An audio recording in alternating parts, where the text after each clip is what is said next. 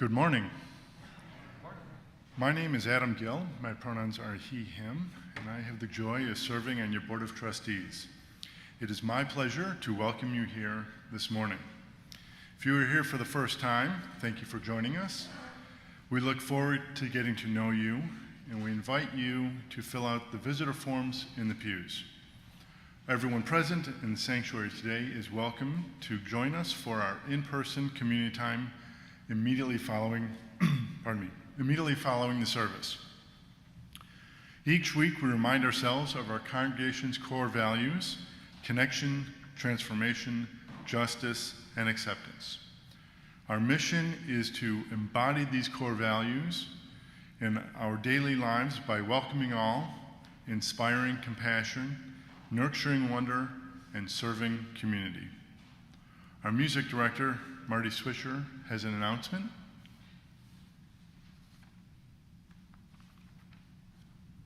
Marty? I'll jump in. Marty, I have fewer of the details, but Marty's announcement is about the Best of Unity Temple concert, which is coming up at the end of October. Tickets are on sale. I understand pre-pandemic, the last time this concert happened, it sold out, so think about that, including me. And you'll hear today, if you're new here, why it's really great to come and hear the choir. And I'd like to invite Peter, our accompanist, forward to share a few words this morning. Good morning, everyone. I've never spoken from the pulpit before. Good morning. I'm Peter Engelstorms, your accompanist. I know that there was an announcement posted in the Beacon this week, but I also wanted to speak to everyone directly. I recently learned of a health challenge that I'm facing, and I need to take some time away from Unity Temple to focus on my family and my health and recovery. And for the past 16 years I've been here, we have created countless connective experiences, both musical and otherwise. And I cherish this community and all the ways that we work to make the world a better place. And this is, UT is our chosen family. But for now, this is my last Sunday for a while, and I thank you for your support during this pause, and I will miss you. Thank you.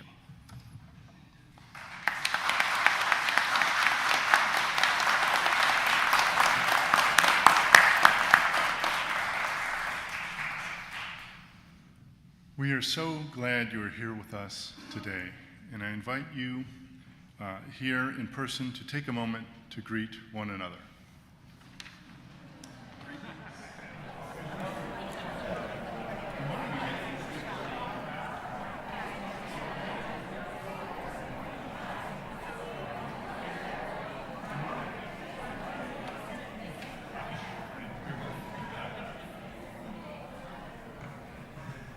Good morning. I am Reverend Roger, and my pronouns are he, him. I am delighted to welcome Lila up front. Lila is 5 years old, loves to sing, and will be lighting our chalice today. I invite you to join in the chalice lighting words. We are Unitarian Universalists. This is the church of the open mind, the loving heart, the helping hands. We take care of the planet Earth and each other.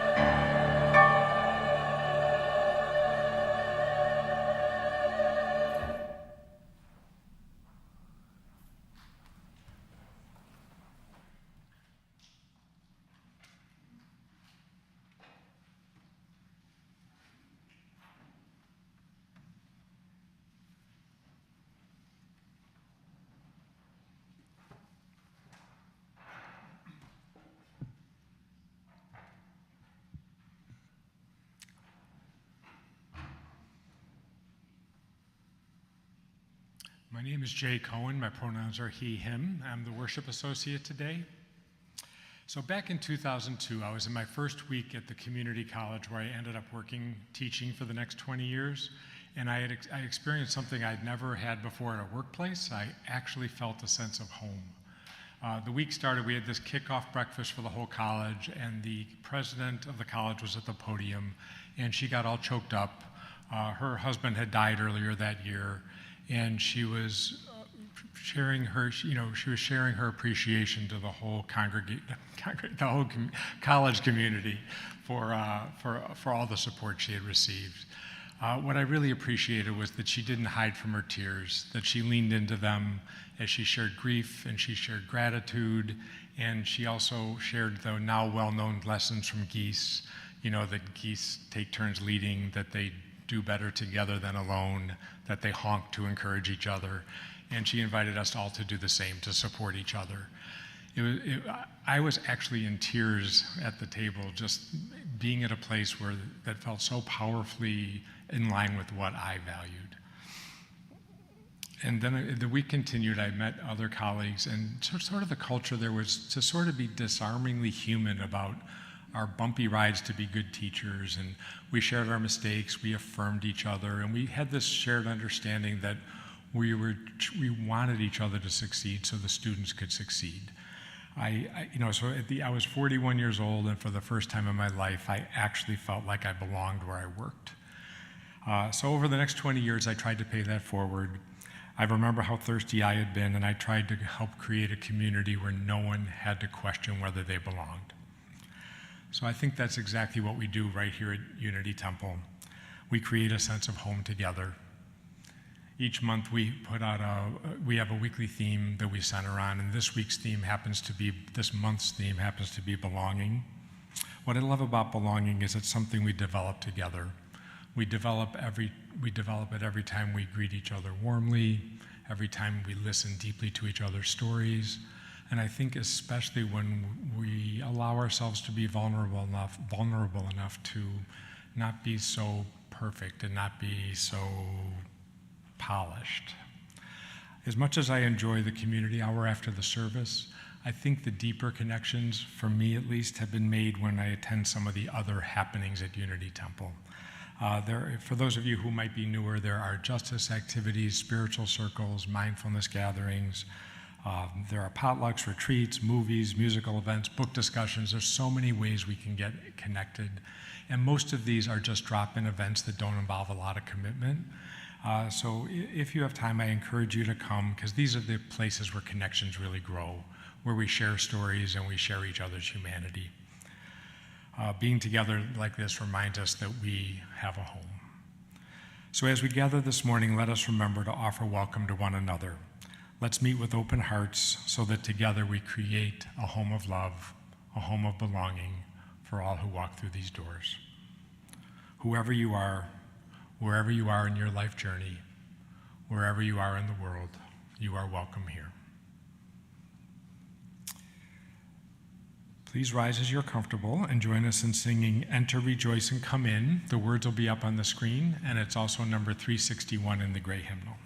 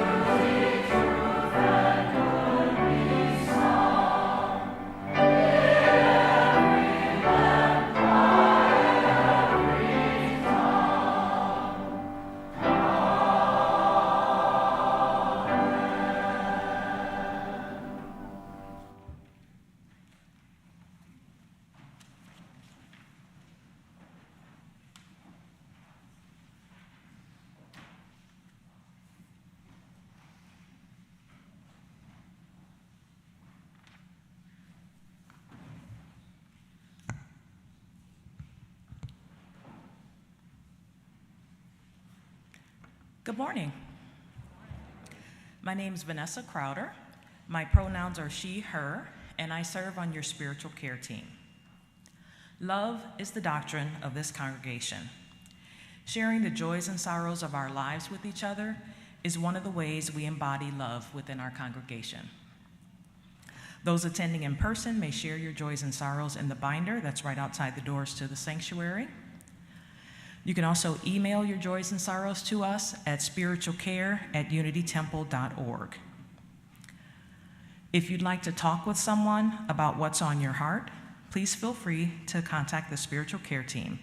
We're here to listen and to sit with you in times of both joy and sorrow. When we're in person, you can tell we're on the spiritual care team by the little blue hearts that we have on our name tag, even if we have to pencil it in ourselves when we left our name tag at home.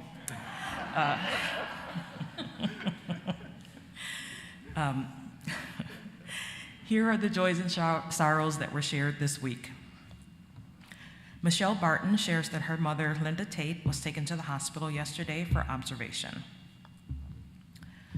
Maureen Crotty would appreciate our thoughts for the family of Jerry Gavin, who passed away on Labor Day, was her son's father-in-law and loving grandfather to their shared granddaughters. And from Diana Coates, her friend Petra Novak, who's the co-owner of Hair for You in River Forest, died on August 25th. There will be a memorial service on Monday, September 8th at Pleasant Home in Oak Park, and you can contact Diana for details. And John Tandridge put in that the congregation wishes Peter all the best for his recovery, as he shared with us earlier. We know that we hold some joys and sorrows in silence. We invite anyone who has a joy or a sorrow to come forward and drop a stone into one of the bowls at the water stations around the sanctuary. This ritual represents a mingling of our collective joys and sorrows, and we invite you to engage in the spiritual practice of silence during this ritual. Let us begin.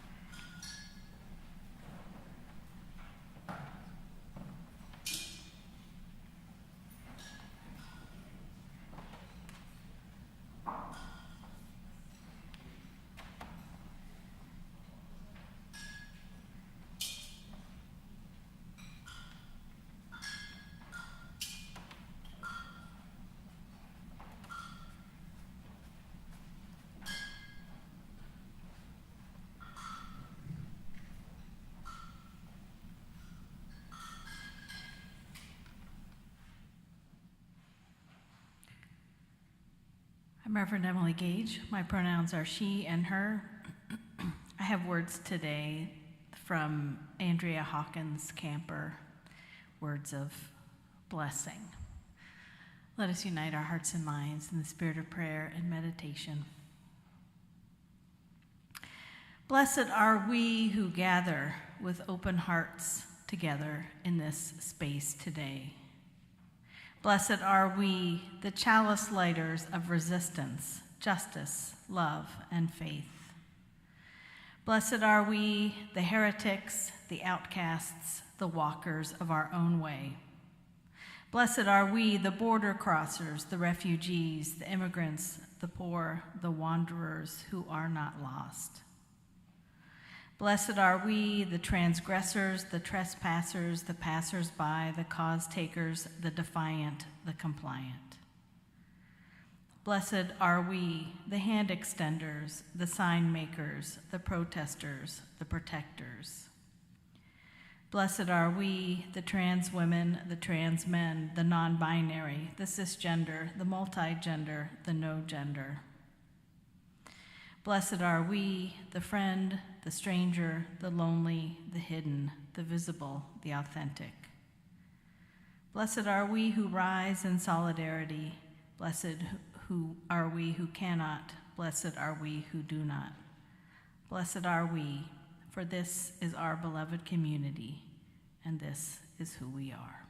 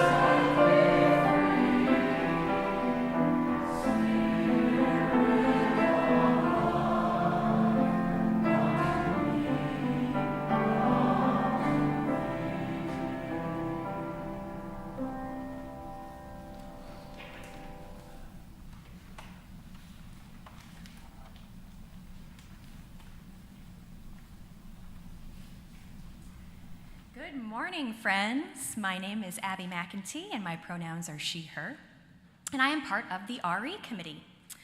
I want to share a special invitation for our 9 a.m. service.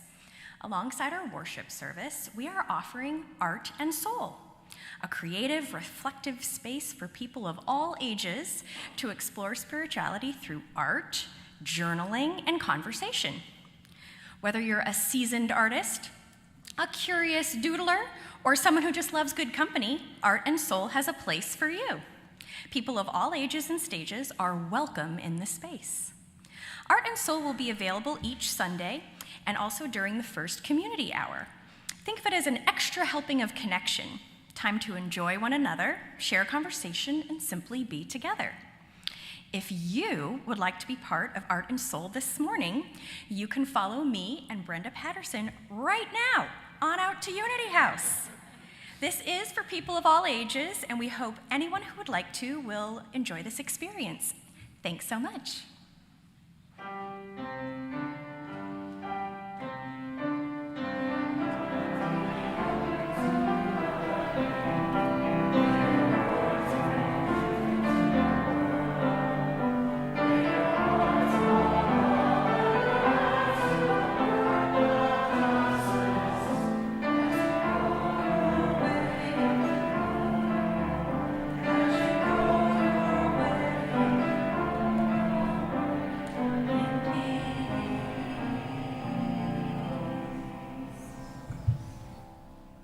Good morning.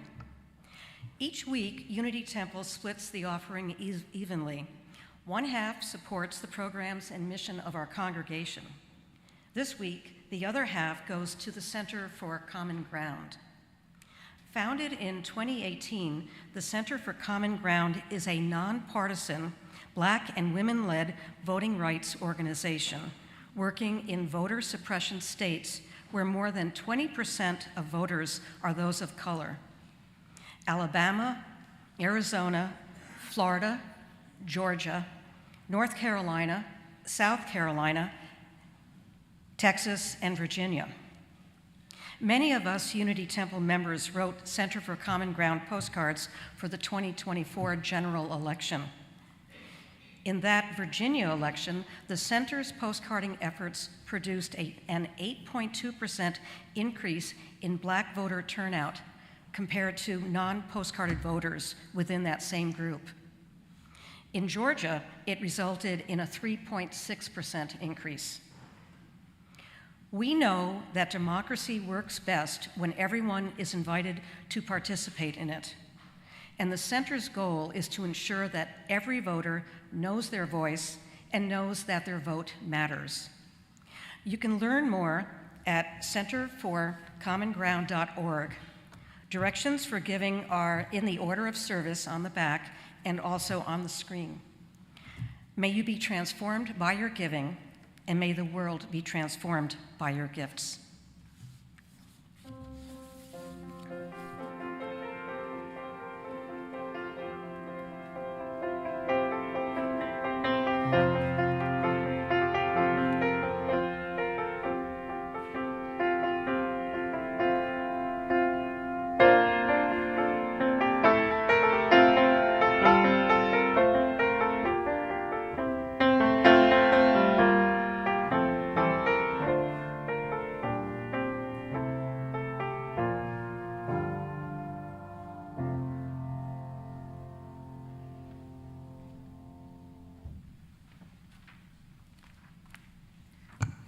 Our reading today is a piece by Annie Lamott from her book, Traveling Mercies.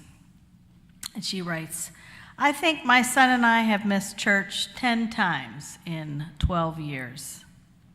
Our pastor, Veronica, told us this story just the other day. When she was 7, her best friend got lost one day. The little girl ran up and down the streets of the big town where they lived, but she couldn't find a single landmark. She was very frightened. Finally, a policeman stopped to help her. He put her in the passenger seat of his car, and they drove around until finally she saw her church.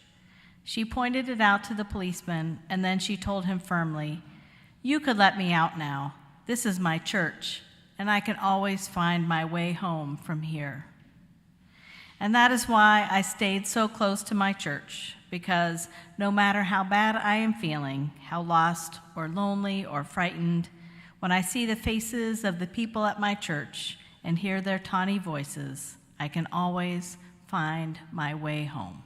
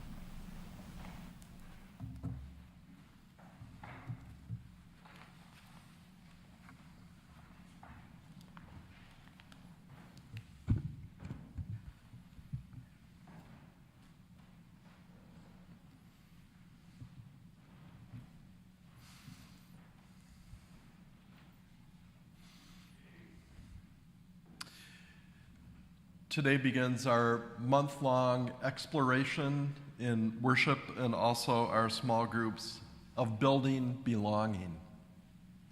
Central to building belonging is building a sense of home in the world. I define home as a place where you are whole, affirmed for who you are, and grounded.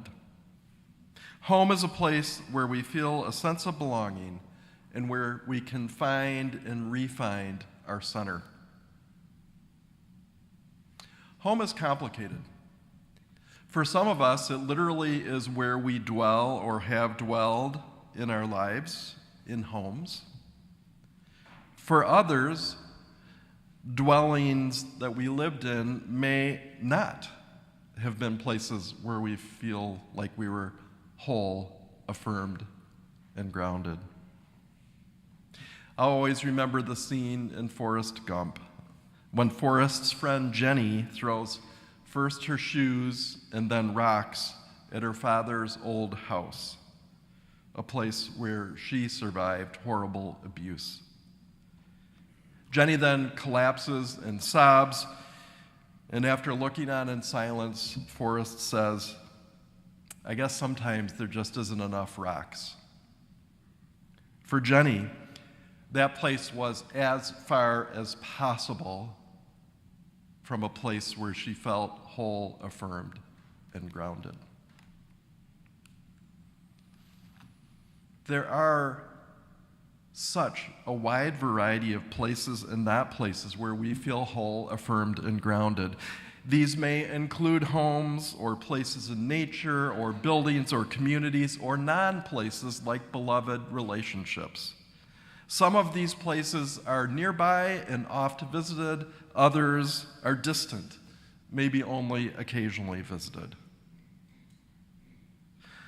10 days ago, I was reminded of one of my homes in the world when a group of our spiritual kinfolk from Transylvania, members of a Unitarian church in a small village there, came to Unity Temple and Chicago.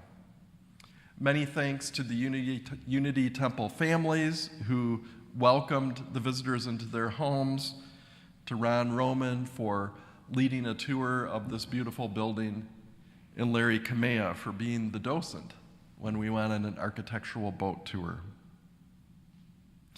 This visit from the Transylvanians reminded me of my last visit there, which happened in 2023. That visit with my wife, daughter, son-in-law, and 2 grandkids, then 4 years old and 11 months old.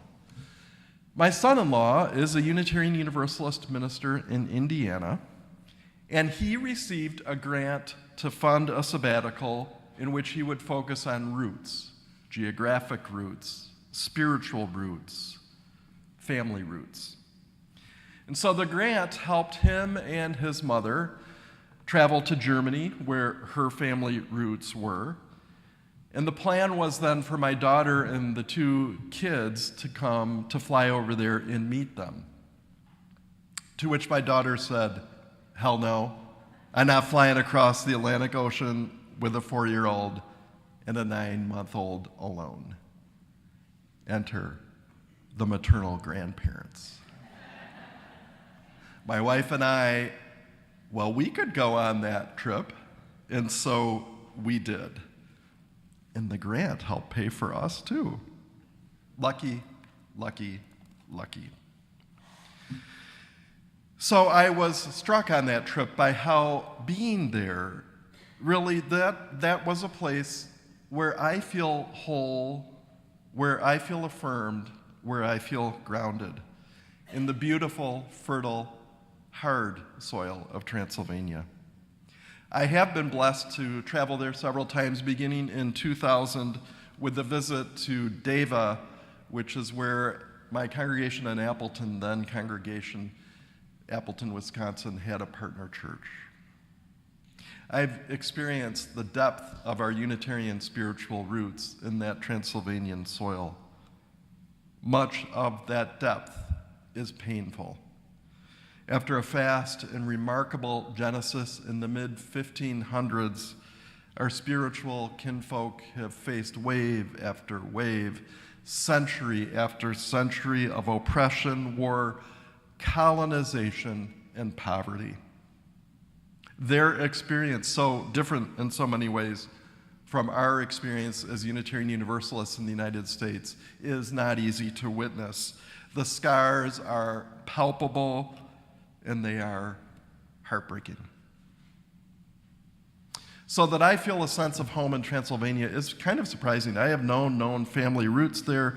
The look, the feel, even the theology of Transylvanian Unitarian Church often strikes me as more different than similar to our Unitarian Universalism here.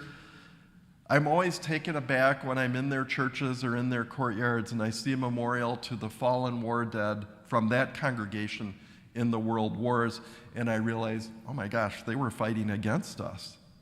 They were fighting with Germany. They were fighting with Hitler in World War II. Yikes.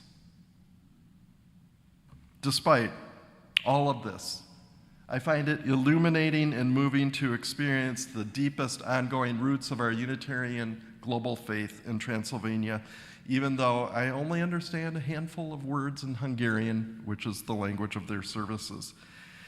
But being there, being steeped in that, helps me understand our global Unitarian and Unitarian Universalist faith better. But I realize all that's not really what makes Transylvania feel like a home to me. I realized on the last trip that what makes it feel like a home is the relationships I have with people and congregations there. My life intertwined with theirs in this beautiful web of mutuality. Every time I go there, I feel like we pick right up where we left off, even though I'm lousy at keeping in touch with people, and they're kind of bad at it too. On that last trip in 2023, we saw Mathilde and Anna, two of the three first Transylvanian Unitarians to travel to Appleton back in 1999. Our daughter at the time was in second grade, our son in kindergarten. Anna was 9 months old. They stayed at our house. Mathilde's husband, Anna's father, Laszlo, Latsi as we called him, was the minister in Deva. He was a larger-than-life figure, an utter joy to be with. In 2006, after Latsi had left Deva for a different church, he dropped dead of a heart attack in his mid-30s. And he died after a particularly contentious meeting with local government authorities where he was trying, fruitlessly it turns out, to get some of the church buildings confiscated by the communist government before the fall of Ceausescu, trying to get some of those buildings returned to the church. We journeyed with Mathilde through grief. Anna, the baby, when we saw her in 2023, was in college. We saw Zoli, Latsi's successor in Deva, who stayed there for nearly 20 years, who I consider a brother. We saw his former wife. We saw their college-age son. We journeyed with Zoli through some of the heartbreak of divorce. We saw Yulia and their 2-year-old son, and I had the joy of co-officiating at Zoli's and Yulia's wedding in 2018 with Zoli's older brother, also a minister. We saw members of the Deva Church, including Marta and her family, who stayed with us in Wisconsin. Marta's first comment when she looked at me was, "You got old." Well, I guess so, Marta. We saw Marta's daughter, who was just a toddler in 1999, now getting her PhD in the UK. We saw Erzsébet, Marta's mom, the matriarch of the church, the face, the driving force of the church, who seemingly has not aged in all that time. We saw the Deva Church building, which we were at the dedication of in 2008. My daughter and I were part of a visiting delegation from Appleton. We got there in time to be put to work. My job, which I was really good at, was to clean the bathroom, which had been a construction bathroom. And my daughter worked with women from Deva and from Appleton to stitch together embroideries. We saw the embroidered hymnal covers made by members of the Appleton congregation, complementing the traditional Hungarian embroidery covers for our hymns in Appleton. I missed a different Latzi, who was the longtime lay president of the congregation. He had died a year before in 2022. His reading glasses still grace the spot in the front pew where he always sat. For many decades, he was a faithful and beloved leader of the congregation. We saw Robert and his beautiful family. Robert is also like a brother to me. His wife, Reka, made this stole. For 15 years, I thought the stole came from an older member of the Deva congregation because it's a craft that older people tend to do. And then I found out just a few years ago, no, it was Reka, my friend, who made this. I never knew that. We attended a service in Robert's church where, incredibly, the most impactful, famous minister in that church's centuries-long history was married to a woman who went on after he died to co-found the Appleton congregation with 8 other people. Here's a photo of us with some members of that church after the service. And on that visit a few years ago, a few Roger Bachis slipped in. Bachi, an affectionate name for an old man. The late lay president was Latzi Bachi, and I have to share, when I saw Unity Temple's former beloved intern, Elika Zsolt, at General Assembly a few months ago, he called me Roger Bachi. So who'd have guessed when I first went to Transylvania, I was 36 years old, that I would become Roger Bachi. Maybe a home that abides over time is also a stick that measures the years and the changes in our life. So I belong to these cherished friends in Transylvania. They belong to me. We are each other's. And I've realized that this home where I feel whole, affirmed, and grounded does not require me to visit frequently or they to visit here. None of us, them especially, has the money to do that. And there's that carbon footprint business. But an occasional visit every 5 to 10 years, yep, that is helpful. And I realize in any case, they are located in my heart and I am in their hearts. I carry them wherever I go. They carry me wherever they go. This home for me is not bound to that geographic space of Transylvania. It is boundless. So this is one of those sermons where I shared a lot about my own journey in the hopes that you would contemplate your own journeys. Where is it that you feel whole, affirmed to be yourself, and grounded? Are these homes for you or not places? I invite you to take a moment of shared silence, to picture in your mind a place or not place where you feel whole, affirmed, and grounded.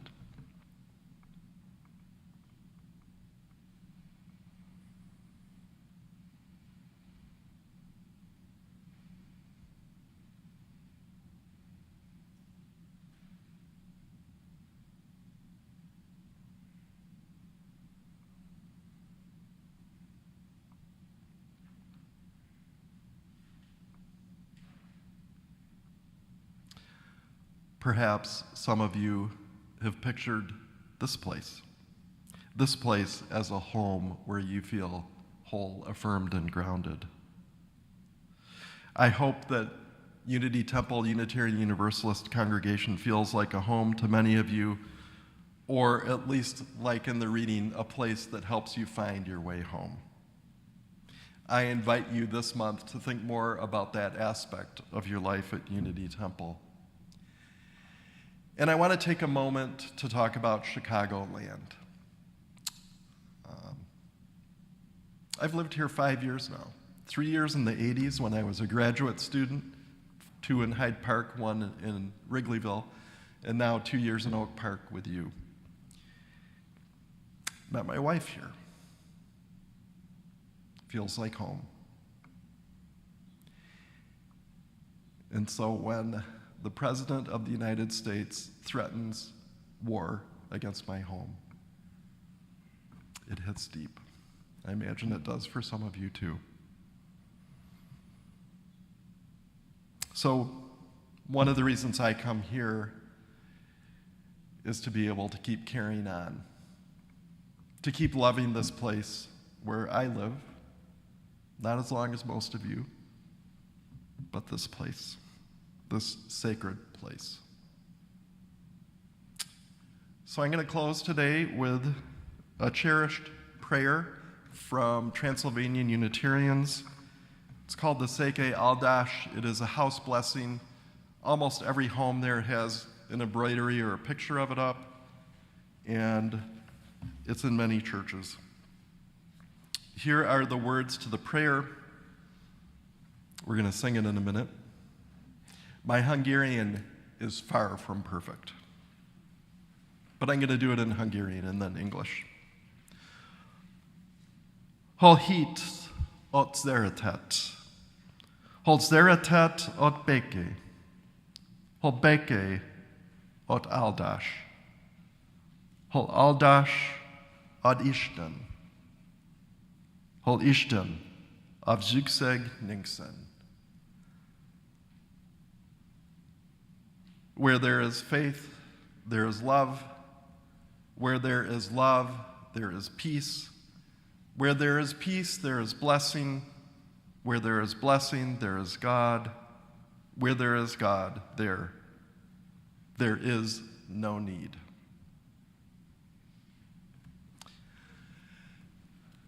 I invite you to rise in body and in spirit to join in singing 1043, the Seke Aldash, and Marty will have an instruction for us. We will sing first the part 1, that is in Hungarian. You'll see the transliteration underneath in order to help guide you. And then after part 1 is finished, we'll go on to part 2, which is in English. And then on the third verse, we'll do the combination. Half the choir will sing part 1 and the other will sing part 2. And I know that you'll choose whichever one you would like to sing.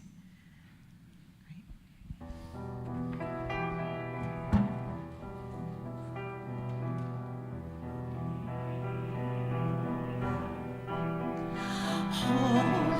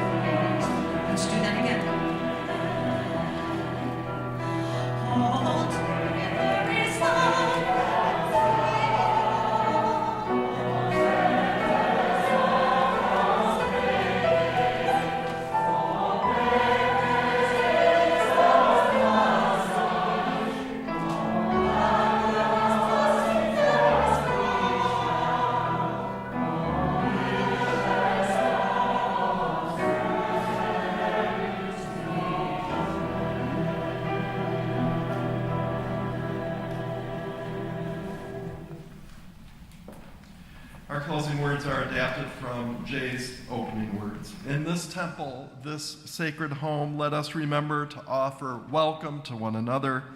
Let's meet one another with open hearts and open arms so that together we create a home of spirit, a home of love, a home of belonging for all who come through these doors.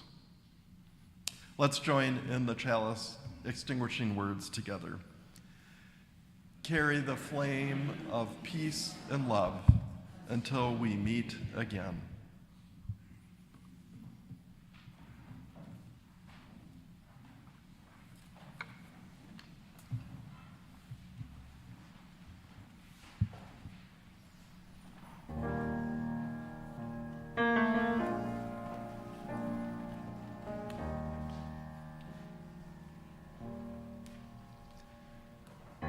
You can never hold back spring. You can be sure I will never stop believing. The blushing rose, it will climb. Spring ahead or fall behind. Winter dreams the same dream every time. Baby, you can never hold back spring. And even though you've lost your way, the world is dreaming of spring. So close your eyes, open your heart to the one who's dreaming of you. And you can never hold back spring. Remember everything that spring can bring. Baby, you can never hold back spring. You can never hold back spring.